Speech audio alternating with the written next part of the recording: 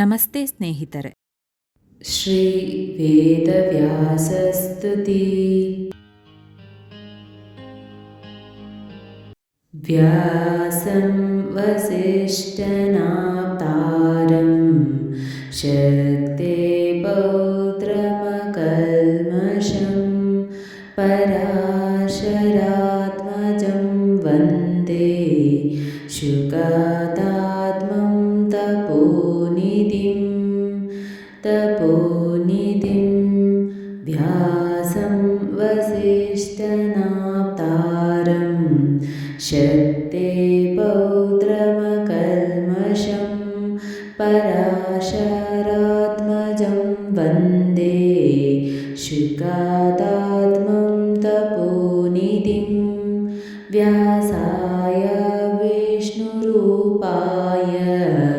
ವ್ಯಾಸರೂಪಾಯ ವಿಷ್ಣವೇ ನಮೋ Y ಬ್ರಹ್ಮನಿಧಯೇ ವಾಸಿಷ್ಠಾಯ ನಮೋ ನಮಃ ವಾಸಿಷ್ಠಾಯ ನಮೋ ನಮಃ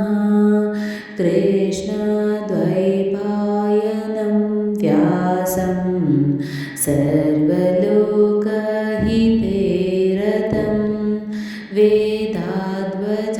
ವೇದಾಧ್ವಜಾಭಾಸ್ಕರಂ ವಂದೇ ಶಮಾದಿನಿಲಯಂ ಮುನಿಂ ವಂದೇ ಶಮಾದಿನಿಲಯಂ ಮುನಿಂ ವೇದವ್ಯಾಸಂ ಸ್ವಾತ್ಮರೂಪಂ ಸತ್ಯಸಂಧಂ ಪರಾಯಣಂ ಶಾಂತಂ ಜಿತೇಂದ್ರಿಯಕ್ರೋಧಂ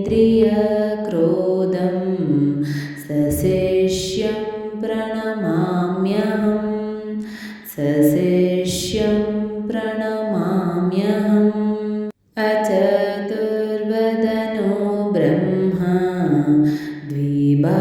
ದ್ವಿಬಾಹುರಪರೋ ಹರಿಃ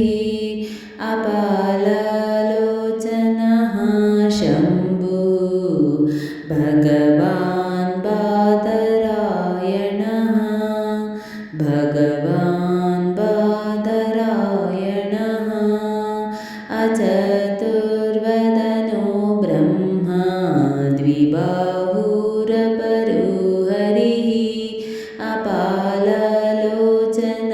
ಶಂಭು ಭಗವಾನ್ ಬಾದರಾಯಣಃ ಶಂಕರಂ ಶಂಕರಾಚಾರ್ಯಂ ಕೇಶವಂ ಬಾದರಾಯಣಂ ಸೂತ್ರಭಾಷ್ಯಕೃತೌ ವಂದೇ ಭಗವಂತೌ ಪುನಃ ಪುನಃ ಭಗವಂತೌ ಪುನಃ ಪುನಃ ಬ್ರಹ್ಮಸೂತ್ರಕೃತೆ ತಸ್ಮೈ ವೇದವ್ಯಾಸಾಯ ವೇದಸೇ ಜ್ಞಾನಶಕ್ತ್ಯವತಾರಾಯ ನಮೋ ಭಗವತೋ ಹರೇ ನಮೋ ಭಗವತೋ ಹರೇ ವ್ಯಾಸಃ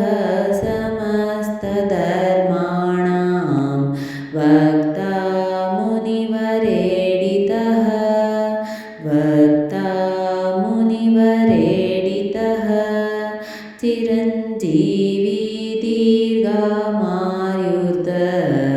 ಧಾತು ಜಟಿಲೋ ಮಮ ಧಾತು ಜಟಿಲೋ ಮಮ ಪ್ರಜ್ಞಾಬಲೇನ ತಪಸಾ ಚತುರ್ವೇದ ವಿಭಾಜಕಃ ಕೃಷ್ಣದ್ವೈಪಾಯನೋ ಯಶ್ಚ ತಸ್ಮೈ ಶ್ರೀ ಗುರವೇ ನಮಃ ತಸ್ಮೈ ಶ್ರೀ ಗುರವೇ ನಮಃ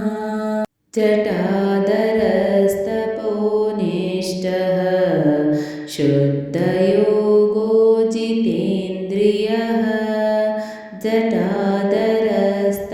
ಜಟಾಧರಸ್ತಪೋನಿಷ್ಠಃ ಶುದ್ಧಯೋಗೋ ಜಿತೇಂದ್ರಿಯಃ ಕೃಷ್ಣಾಜಿನದರಃ कृष्णस्तस्यै श्रीगुरवे नमः। कृष्णाजिनदर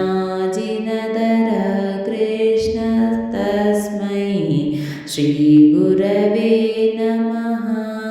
भारतस्य विधाता च द्वितीय इव यो हरिः।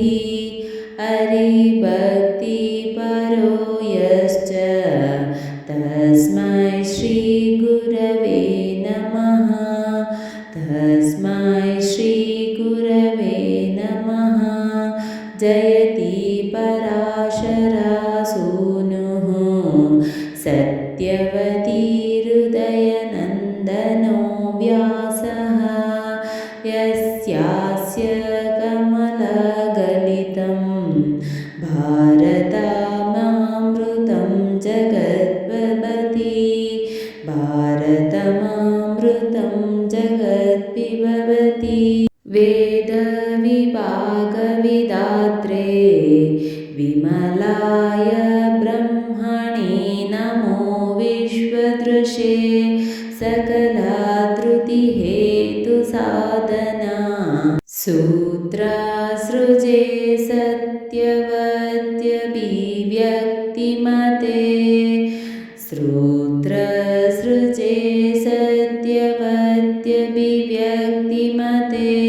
वेदान्तवाक्यकुसुमानि समानि चारुजग्रन्थसूत्रनिचयेन। सूत्रनिचयेन मनोहरेण मनोहरेण मोक्षार्तिलोकहितकामनया मुनियर्तं बादरायणमहं प्रणमामि भक्त्या। प्रणमामि भक्त्या। इति श्रीवेदव्यासस्तुतिः सम्पूर्णम्।